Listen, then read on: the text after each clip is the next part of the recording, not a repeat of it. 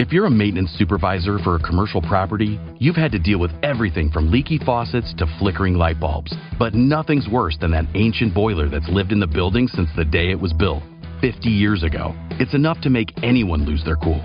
That's where Grainger comes in. With industrial-grade products and dependable fast delivery, Grainger can help with any challenge, from worn-out components to everyday necessities. Call, click Grainger.com, or just stop by. Grainger, for the ones who get it done. The Avengers radio series, a cultural phenomenon in South Africa back in the 1970s. South Africa was a country with no national television service. It wasn't until 1976 that the country would get its first taste of television broadcasts. But before that, radio was the primary medium of entertainment and information for the masses. This was the context when The Avengers, a British spy FI series, made its debut on South African radio and became a cultural phenomenon. The Avengers was a British television series that originally aired from 1961 to 1969.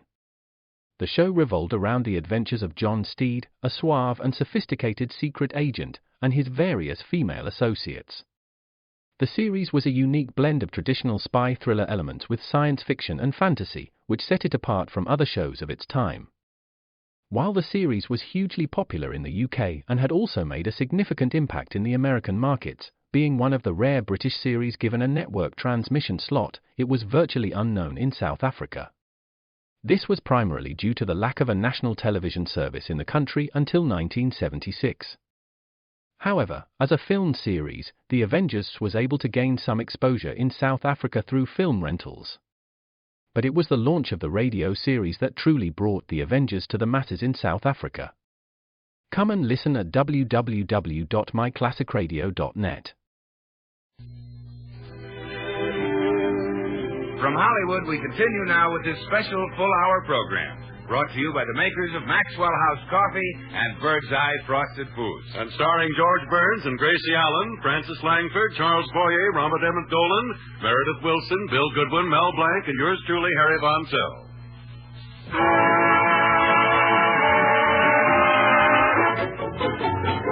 Now here's Meredith Willson and Sierra Sue.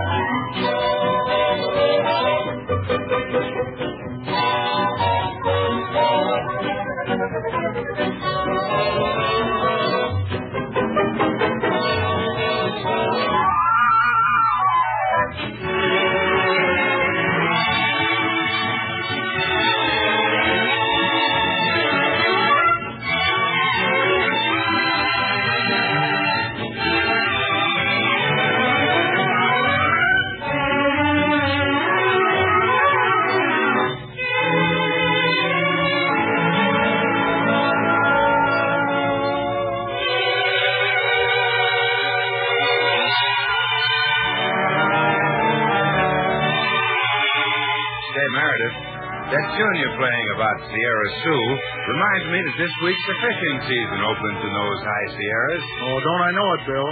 But to tell you the truth, fishing in the Sierras for me is really just an excuse to take the trip and look at the view.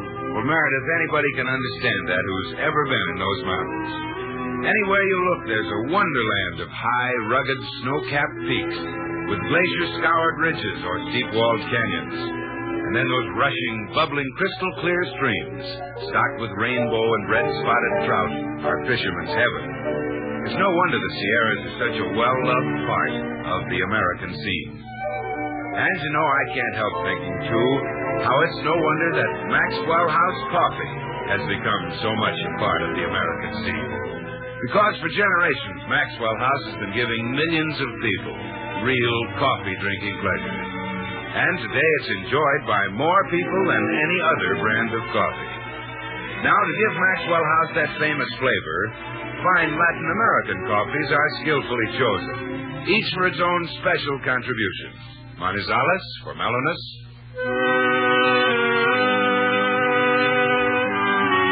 Medellins for richness.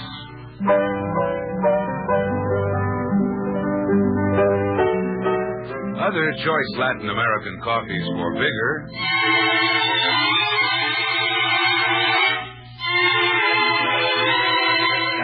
Bucaramangas for full body.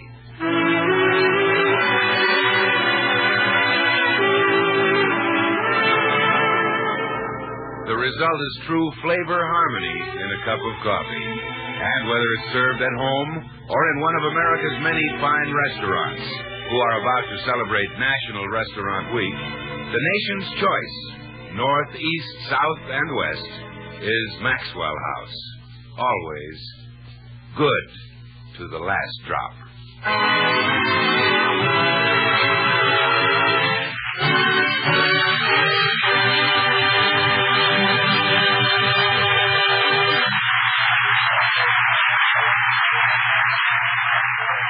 Now, back to Gracie, who was just arriving at Charles Boyer's house to try and persuade him to appear in her play. Oh, dear, someone else is calling on Mr. Boyer, and I wanted to see him alone. Pardon me, are you the laundryman? Yeah, I was at your house about 4 months ago. Oh, yes. Is the laundry you picked up that day ready yet? Nope, but we're plugging away at it.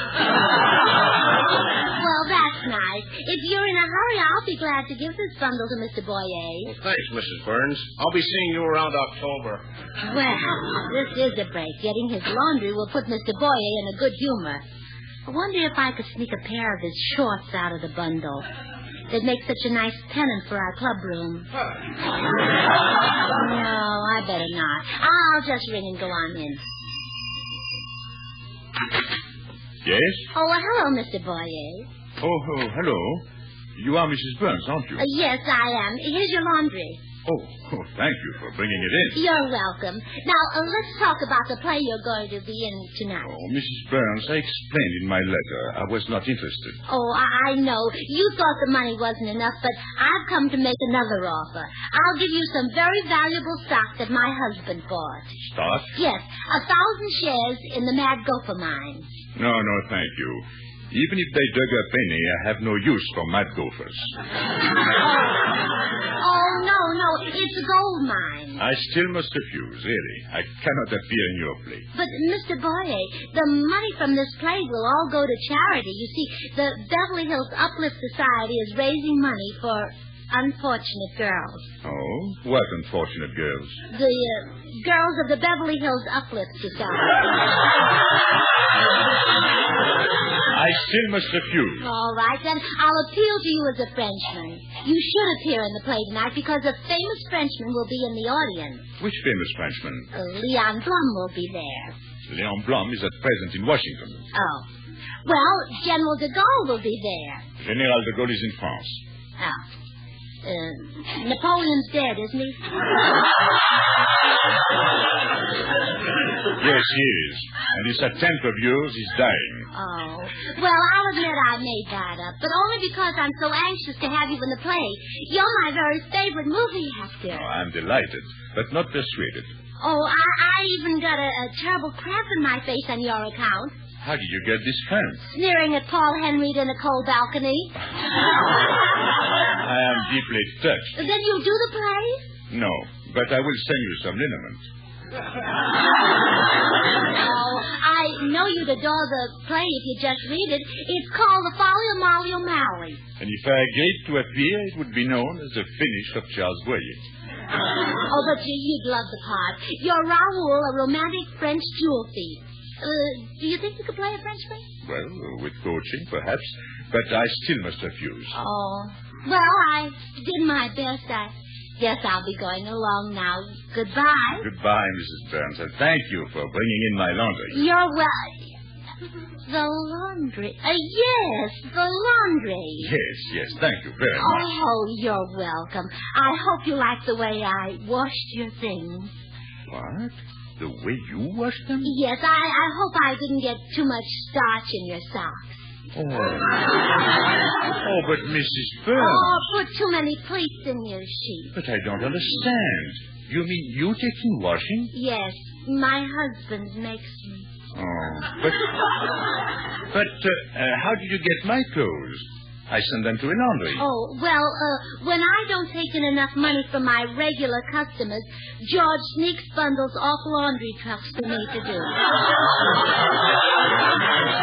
This is incredible. The man must be a thief. Oh, it's not his fault. He can't help himself. You see, he's money mad.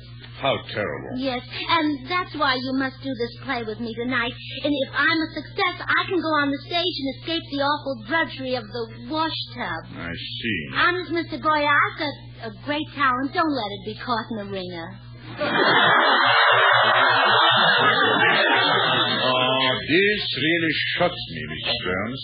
And how long has your husband been money mad? Oh, I noticed it the very first night we were married. No. Mm-hmm. Not in your honeymoon. Yes. He only rented one hotel room for the two of us. Well, to me that seems quite reasonable. Oh, well, I didn't mind the one room, but there was a large convention at the hotel, and George rented our sofa to a couple of elks.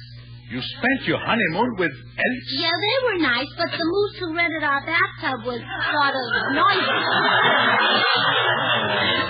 You poor child. Doesn't your husband realize that money is of no consequence? There is an old saying, who steals my purse, steals trash. Well, I'm married to the biggest trash collector in town. You know, I am stunned, Mrs. Burns.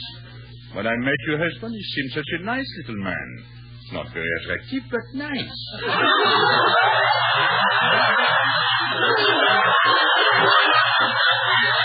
Mr. Boyer, say you'll be in the play with me so I won't have to take in washing anymore. Don't worry, Mrs. Burns. I promise you'll never have to take in washing again. Oh, thank you.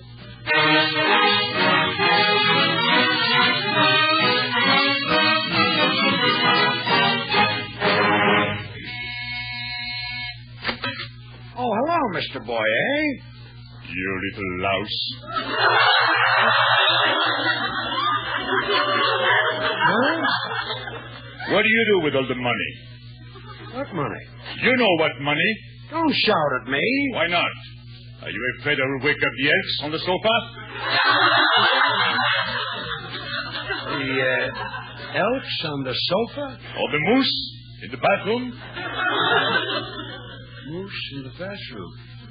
Mr. Boyer, you've been drinking too much pink champagne. Sit down. Let me get you a cup of coffee. Never mind that. Where is your wash tub, Burns? Our wash tub? Yes. Where is it? It's on the back porch, but... Get out there. Fill it with water. But I can't swim. You will not swim. You will do my laundry. Oh, no, I won't.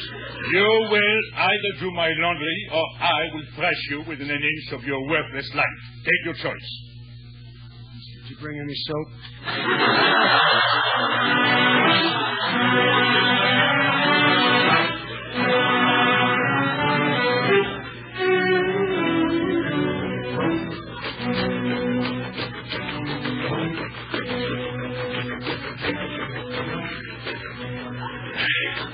Look, Mr. Boyer, I've been washing your clothes for an hour now. Can't I stop? Keep scrubbing, Burns. But I've got dishpan hands up to my elbows. Keep scrubbing, Burns. Yes, sir. Hey, I've done enough laundry to last you a month. When can I quit? When that shirt you're washing is snow white. But it's a green shirt.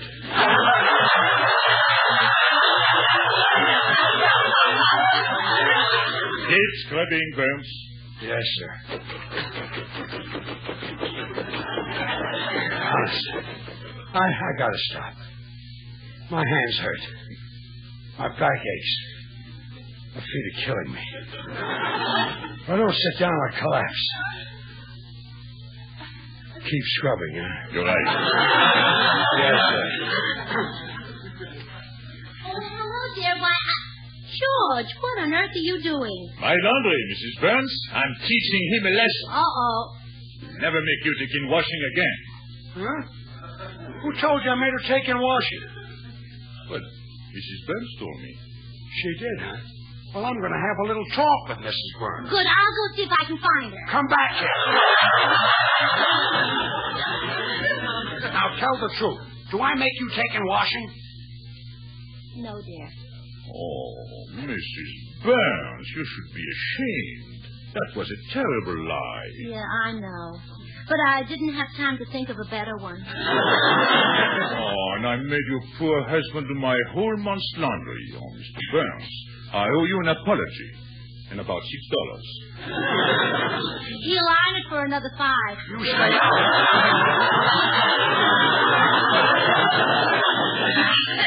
What made you tell Mr. Boyer a thing like that? Well, so he'd feel sorry for me and play the part of Raoul tonight. Well, it didn't work. I still hurt you. Oh, but I need you, please. What are you worried about, Gracie? I can play the part of Raoul. You, Mr. Burns? Oui. Charming Frenchman is right down my alley. Listen to this.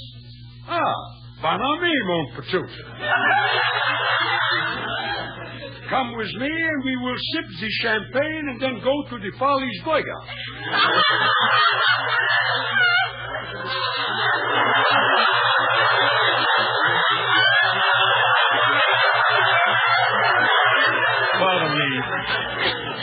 Pardon me. This Follies Burger, is that a sandwich? That's a French show. I'll throw another line at you, Charlie.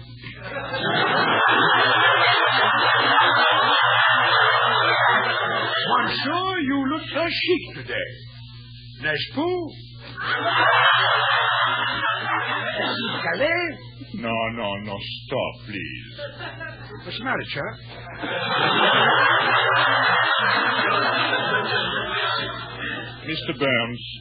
Mr. Burns, my country has been through a lot. Don't do this to her. Well, if you don't play the part, George will.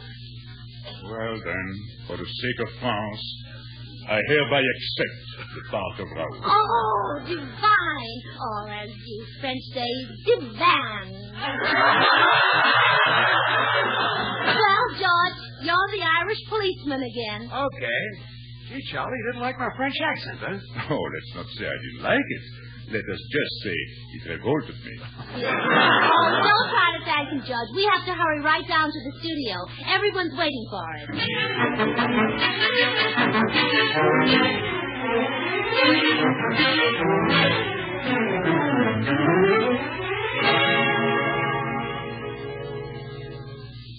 Gee, Francis, I don't know what could be keeping George and Gracie. They should be here by now. I'm anxious to see the script of Gracie's play. I hope there's a part in it for me. Oh, don't worry, Francis. I'll fix that. I've got a terrific love scene in mind for you. Wonderful. Where will that come in the program? Comes after the program. Oh, I see. I'd heard that you were a big bad wolf, and it's almost true. Almost? Yes, you're big, and brother, are you bad. Oh, come on, Francis. I'm good-looking, charming, talented, got a swell personality. Go out with me tonight. No, Bill, you're too much in love with another person. Me? That's the person. Oh, that's silly of Francis. Who asked you to listen in, Jumbo? Never mind that, Dimples. I wasn't eavesdropping. I just came over to ask Francis if she'd go out with me tonight. She'll have a whale of an evening. Or at least an evening with a whale. Oh, let him alone, Bill. What sort of evening did you have in mind, Harry? Well, Francis, I thought we'd go up to my apartment. Yes? Close all the doors and windows. Yes? Pull down the shades. Yes? Then turn the lights on. Turn them on? Well, sure. How else could you see my bird's-eye frosted chop suey? That's why I'm going to take you to my apartment, Francis. We'll open a package together. We'll have some fun, huh? Yes, what could be more fun for a boy and girl than opening a package of frosted food? Well, it's one way of breaking the ice. But really, to get the better buy in frosted foods, you've got to be sure it's Bird's Eye, Frank. There are many brands of frosted foods, but only one Bird's Eye. Only Bird's Eye gives you Bird's Eye top quality and flavor. Honestly, you can't go wrong when you buy anything marked Bird's Eye. Francis, do you want to spend an evening with this two-legged refrigerator? Oh, quiet, percolator. You know, Francis, all Bird's Eye foods are grown, prepared, and quick frozen so carefully, so painstakingly that you always get perfect foods. So each time you buy Frosted Foods, make sure, in fact insist, that each and every package you buy carries the Bird's Eye label. It just isn't Bird's Eye unless it's plainly marked Bird's Eye. So get the Better Buy in Frosted Foods. Better Buy Bird's Eye. Now, look, Francis, you'll have lots more fun if you go out with me. Of course, if you turn me down, I've got other irons in the fire. He means he'll stay home and curl his hair.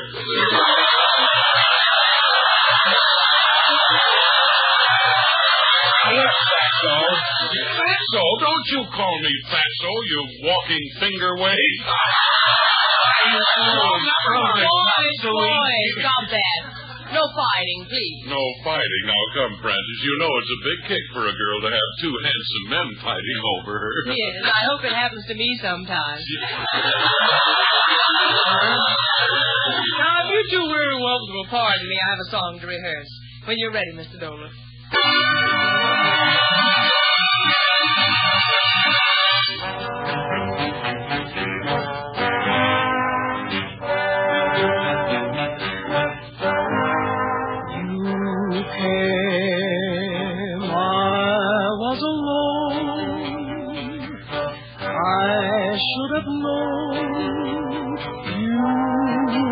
Temptation,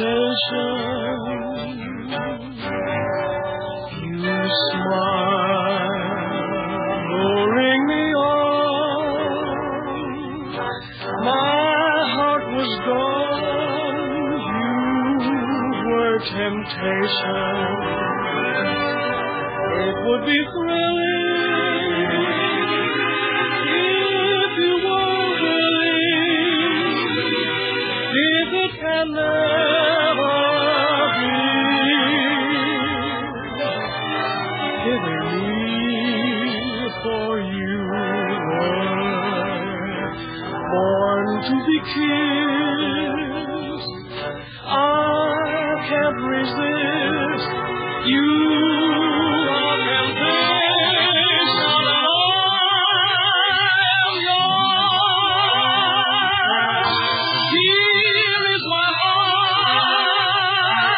Take it and say we'll never part. I'm just a slave, only a slave to you.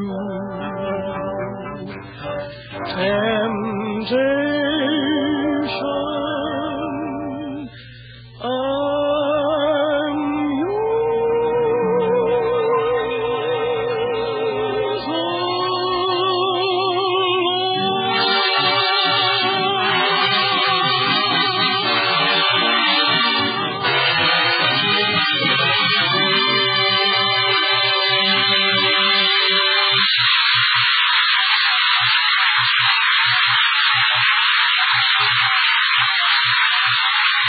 Oh, that was lovely, Francis. Now gather around, everybody. We're ready to look over the script of our play.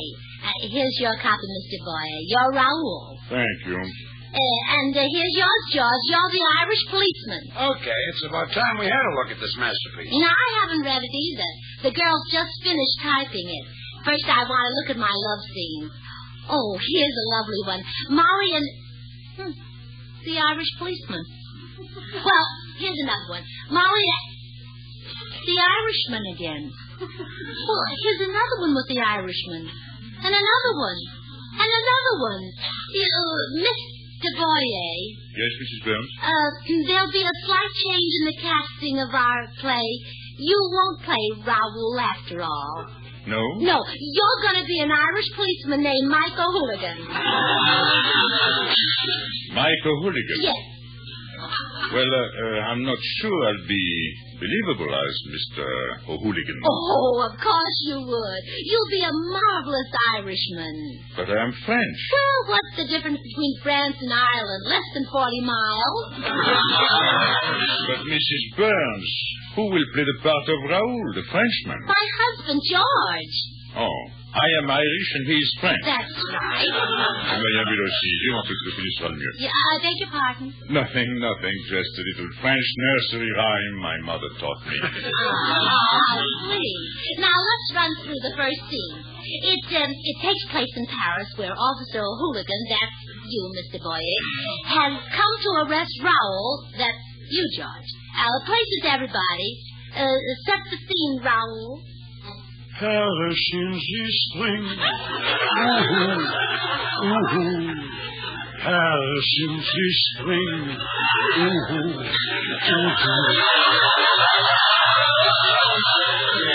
Is that absolutely necessary? Well, it's setting the scene. That's mood music.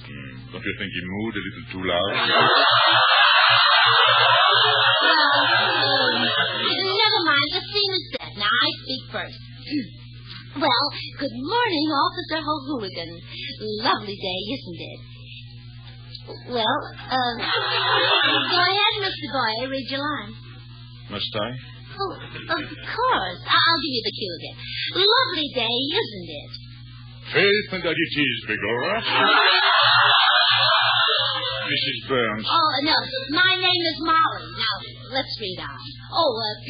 Officer, I've heard that this fiend, Raoul, has escaped from prison again. I fear he may do me harm. Never, Colleen. My name and Michael Hooligan. Don't forget, he's a fine broth of a lad from the old Sodom after being.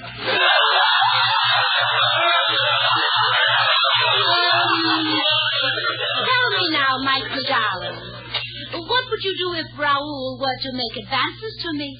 Sure, it's easier. I'd set a ringing with a clot from your shillelagh.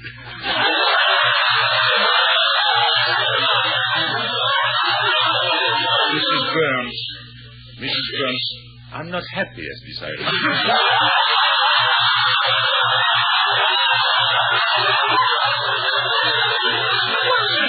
Mr. Boyer, you're simply wonderful.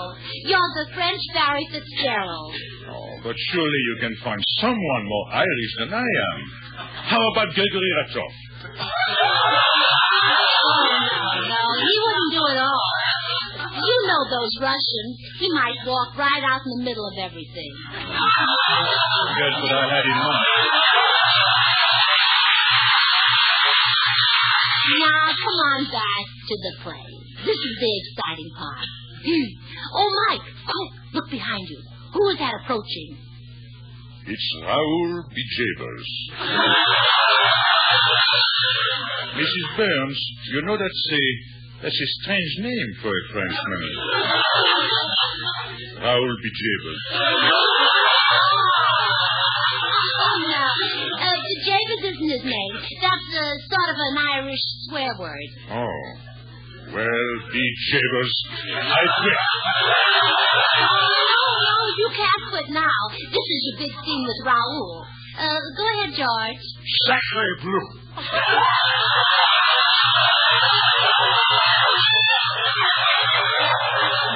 How is this that I find mon petit in the arms of Zach Gergan? Well, Mr. Boyer, the Frenchman spoke to you. In what language, may I ask? Mr. Boyer, read your line. The back of me and to yours, Raoul. I'll have no more of your shenanigans. Oh, this for you and that for you and that for your papa. Well, that's not the next line. I know, but this next line, I refuse to read. Oh, Mr. Boyer, please. Give him the cue again, George. This for you and that for you and this for your papa. Raoul, I will murder yes entirely, as sure as me mother came from County Cork.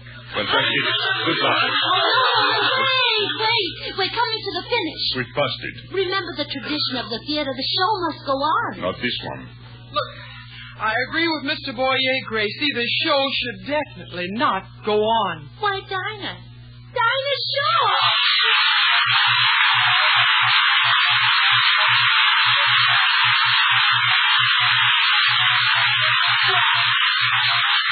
Dinah, what are you doing here? You're supposed to be home with laryngitis. Well, I was, but when I heard your play, I just had to come down here and do something about it. Oh, the call of the footlights, huh? The smell of the grease paint got you. It wasn't the grease paint I smelled. You didn't like the play? Well, I think casting Charles Boyer as an Irish policeman is absolutely ridiculous. He's about as Irish as I am. Thank you, Miss Shaw. Well, I'm sorry you feel that way, Dinah. There was a part I thought you might play, but it's a love scene with the Irish policeman. Love scene? Yes. Well, faith now, Mr. O'Boy, it is a fine broth of an Irish the gem. Oh, you're cute, Dinah. Anyway, I'm glad we cured your laryngitis. Now, you'll be back on your program next week. Oh, you bet I will, Gracie. And I want to thank Francis Langford for taking my place tonight. Thank you, Francie. The pleasure was all mine, Dinah. And we'll be hearing you on Bob Hope's Pepsidin show, Francie. Night now.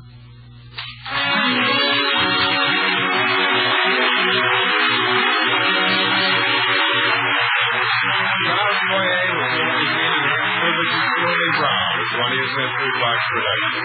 Join us again next Thursday for Maxwell House Coffee Time with George Burns, Gracie Allen, Meredith Willson, and his orchestra, yours truly, Bill Goodwin.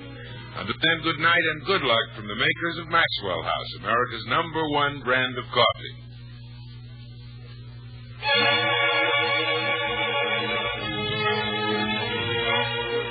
Bird's Eye Open House will be back again next Thursday at its usual time, too, starring Dinah Shore. As good as new, huh, Dinah? Absolutely, Harry. Oh, swell. And our special guest will be Peter Lorre, along with Robert Emmett Dolan, his orchestra, Ken Lane and his singers, and me, too. Good night, everybody.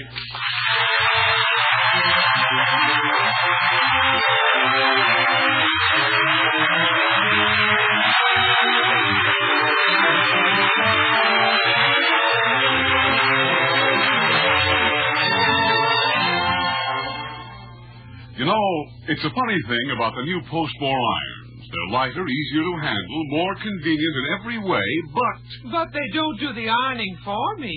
Sad but true. But I can tell you how you can make your starch clothes a lot easier to iron. Well, let's have it. Satina.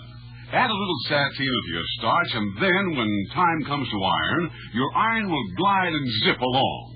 There'll be no sticking or snagging with satina. What's more, your starch clothes will have a wonderful, satiny sheen that helps shed dirt and dust.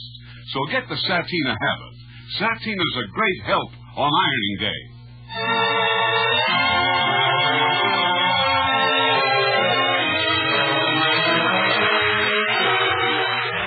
This is NBC, the National Broadcasting Company.